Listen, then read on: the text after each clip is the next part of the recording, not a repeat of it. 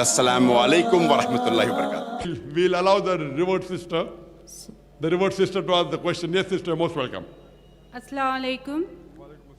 मेरा नाम ज़ैनब है और मैं इंडिया से हूँ। मैं रिवर्ट होके 7 साल हो गया है। मैंने कुरान पढ़ा है तो उसके अंदर एक सूरह अल अज़ाब में, शायद मुझे याद नहीं है, लेकिन उसमें लिखा हुआ है जो भी रिश्तेदार में शादी करते हैं वो सिर्फ़ और सिर्फ हुजूर के लिए है, मोमिन के लिए नहीं है। लेकिन इंडिया में, पाकिस्तान में सभी जगह पे रिलेटिव में शादी होती है, तो ये जायज़ है या नहीं है?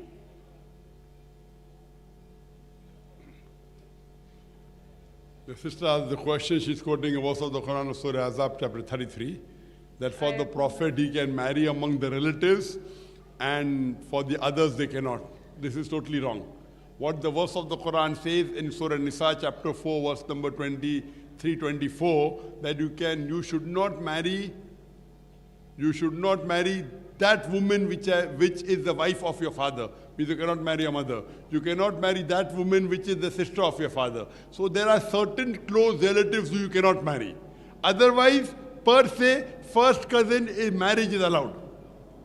So the Quran gives permission that for the Muslims you cannot marry your direct relation. You cannot marry brother, sister, son, mother, daughter, father, and your direct paternal and maternal uncles. There are few restrictions. The other relatives you can marry. This is given in the Quran in Surah Nisa chapter 4 verse number 24. For the Prophet, there is another exception, that from this time now onwards, you cannot exchange any woman from the woman that you have, because the Prophet had more than 4 wives. Once the revelation came that maximum you can keep 4 wives, for the Prophet there was an exception. He could keep more than that. But that doesn't mean the Quran gives permission for the Muslims in general to marry the relatives except those which are mentioned in Surah Nisa chapter 4 verse number 23 and 24, that is brother and sister, mother and son, daughter and father, paternal uncle, maternal uncle. First cousin per se you can marry. Hope that answers the question. नहीं, मैंने मतलब सूरह अल अज़ाब, शायद यासीन से पहले वाला सूरा है, और 49 से 50 की आयत है, उसमें तफसीर में पूरा लिखा हुआ है। क्या लिखा हुआ है? कि आप मामा की लड़की, फूफू की लड़की, ये सब कुछ सिर्फ और सिर्फ हुजूर के लिए जायज़ है, उम्मत के लिए नहीं। ये ऐसा नहीं लिखा हुआ है। नहीं, मैंने पढ़ा है। मैं आपको बोलता हूँ, आपको गलत, उसमें ये लिखा हुआ है सूरह आज़ाब चैप्टर 33 वर्स नंबर 49 to 52। ये कुरान है। उनके लिए exception for the profit, there are exceptions that he can marry more, and he can even marry the close relatives who the normal cannot marry. But जो इंडिया पाकिस्तान में होता है, it is following the verse of the Quran of Surah Nisa chapter 4 verse number 23 and 24. शायद वो सूरा 63 वाला नहीं, बराबर सूरा है भाई, मुझे पता है भाई, हार्ड पता है मुझे। नहीं, आप बोल रहे हैं इससे डबल पढ़ रहा हूँ मैं। मैंने 2 बार पढ़ा है और आंटी से भी पढ़ाया है, वही है। क्या है? मतलब वहाँ पे साफ साफ लिखा हुआ है, आप फूफू की लड़की, खाला की लड़की। अरे आम मुसलमान भी फूफू की लड़की, पापा की लड़की से कर सकती है। मैं रेफरेंस दे रहा हूँ आपको। लेकिन कुरान में लिखा हुआ है कि ये सिर्फ मोहम्मद के लिए, उम्मत के लिए नहीं है। ऐसा कहाँ नहीं लिखा है? ये आपको गलत फहमी हो रही है। मैंने इसलिए बहुत सारे लोगों से पूछा और आंटी से भी पढ़वाया, उनके इसमें भी ऐसे ही लिखा हुआ है। आप आंटी से मत पूछिए, कुरान में पढ़िए। मैं कुरान पढ़ के ही पूछी उनसे। कुरान के अंदर वो बिल्कुल जो लिखा, फूफी की लड़की से शादी कर सकते लिखा है, वो आम मुसलमान के लिए भी है। आप जो कि God has given you spoils of one, daughters of your uncle on the father's side and daughters of the aunt's side, uncle on the mother's side. सूरा अल अज़ाब की 49 से 50 वाली आयत पता है मुझे।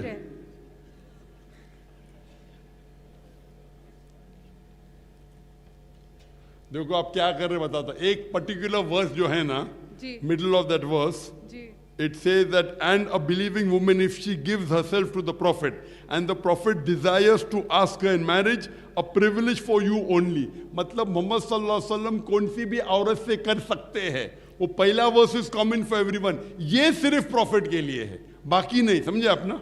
मैं नहीं समझी। I मैं- can only say it in English, क्योंकि इंग्लिश ट्रांसलेशन है, समझे आप? इंग्लिश समझ में आता है आपको? थोड़ा थोड़ा। थोड़ा थोड़ा।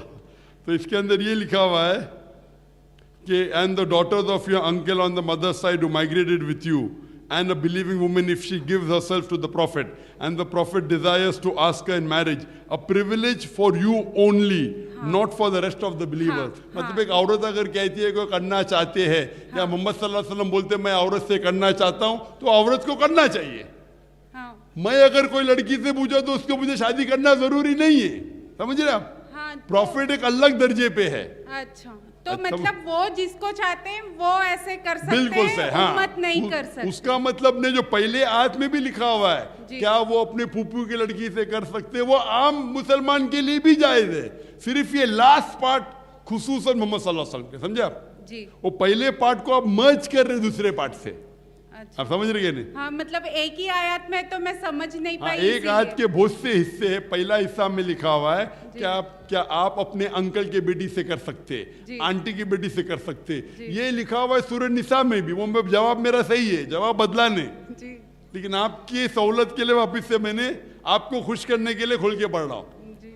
समझे आप? हाँ, मेरा और एक क्वेश्चन है। एक क्वेश्चन, बहन जी बहुत से लोग खड़े, सब मुसलमान ही नहीं, चाहिए। बस छोटा सा क्वेश्चन है। क्वेश्चन छोटा रहता है, जवाब लंबा रहता है बहन जी। जरा मैं बाकी लोग से एक राउंड तो पूरा बस करूं। एक लास्ट क्वेश्चन है बस। अच्छा पूछिए।